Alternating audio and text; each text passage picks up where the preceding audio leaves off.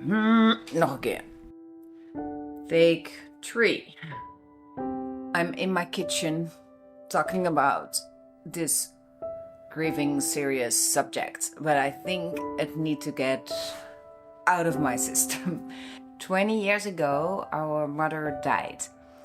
The exact date was 30th of December 2002, right after Christmas and right before New Year's. We had a person that made a video of the funeral. The video is for 20 years in my closet. I showed my sister one time, but we couldn't really watch it. It was too much.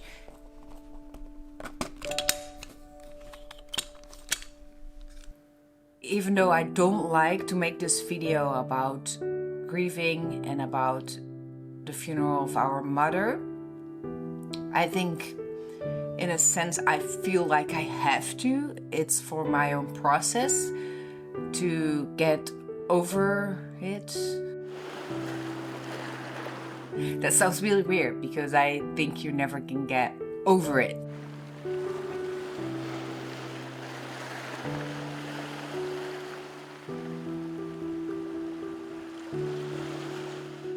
There are 2 reasons why the grieving process of our mother came back to me. Thing in the Netherlands, they're gonna clear out the grave if I don't do anything. The second reason is because I listened to the podcast Adoptees On, a podcast where adoptees discuss the adoption experience. There was a guy called Paul Kimball. He was talking about the grave of his mother, his birth mother, and how he visited. It makes me emotional because there was a moment I knew I have to extend the grave of our mother. My sister is adopted. I'm raised in foster care. 20 years ago, I met my sister for the first time. And at the same time, our mother was in the hospital and she had cancer, was going to die. She was pretty sick. Not being raised by your mother makes it a little bit different. It's not like worse or better, but it's different. I had a lot of confused feelings at that time. Our mother had 12 living brothers and sisters at that moment. She still does, actually. Yeah, they still all live. And one of them is my foster mom, the mother that raised me. So basically raised by my aunt.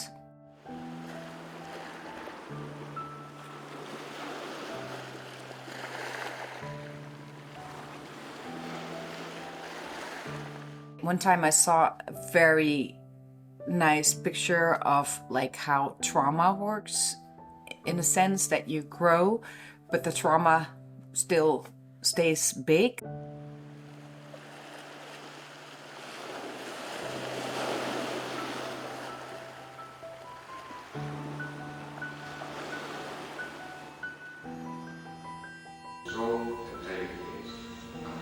The day of the funeral was pretty confusing for me. All the relationships, our mother just married when she was in the hospital. Also, our birth father was there. It all comes back to me. It's just what it is, you know. I think that's what is going on in the moment in my life. So I'm grieving about our mother from 20 years ago. I think it's good to grieve. De eerste iemand gedachtenis in de aarde gestoken, nog eens steeds toen bij de overledene.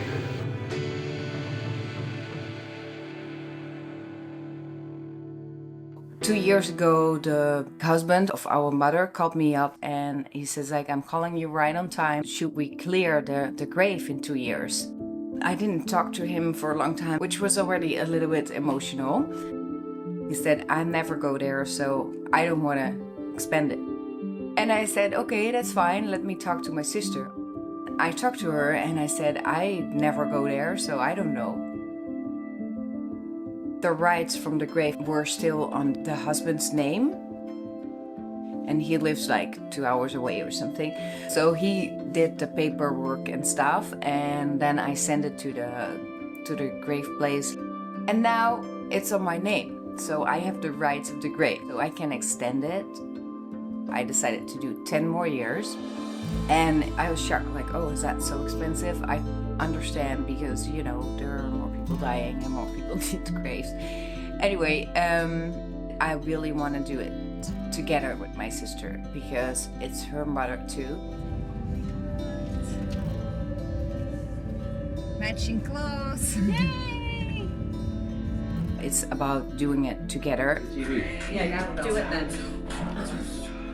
My wish is, if she ever comes to the Netherlands and we can visit it, if she's ready for it, if she doesn't, because she doesn't have to.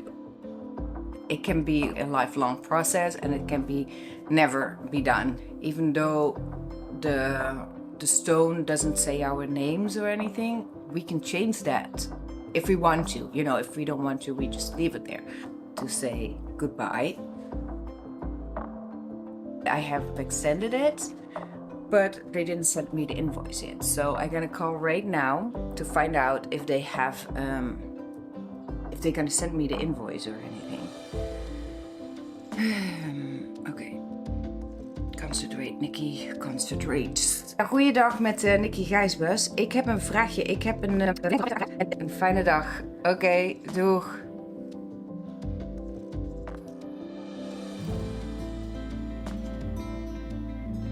He said everything is fine, and if you ever want to change the stone, that's fine. Or you can just, you know, write names on there. Anything is possible. He explained me, if you don't extend it, the rest of the body, I think? How do you say that in English? They gotta grave it up and they just leave it on a big pile of bones. Oh, this sounds so like horror movie. Anneke, ik dank jou voor jouw moed. Dat je door alles heen geworsteld bent.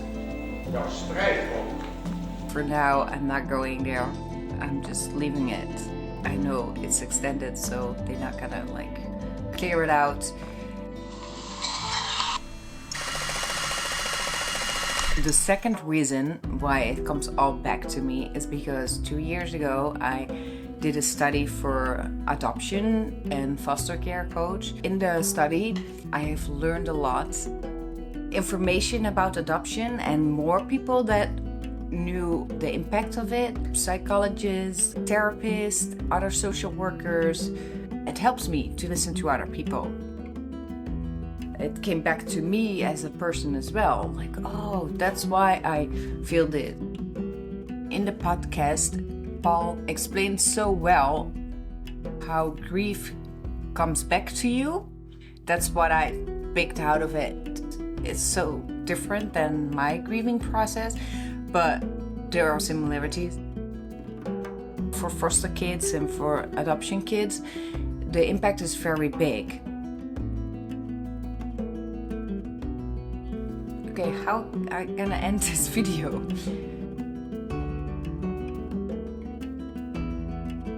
The number of the grave of our mother is 96. Even when you die, you have a number.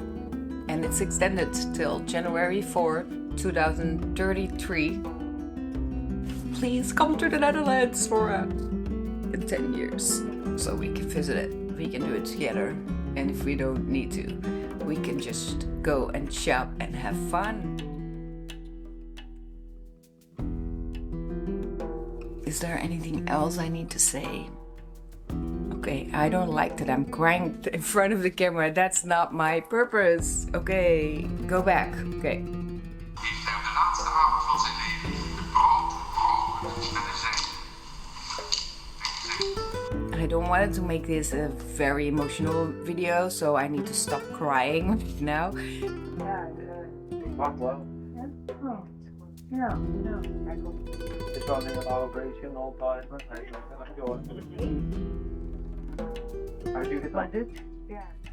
everybody grieves in a different way. Like for me, it's making videos. It helps me to watch it, to feel it. I hope this video was not too sad. next video is gonna be different. For sure. Not so grievy. Is that a word actually? Grievy? Bye bye. Have a good day.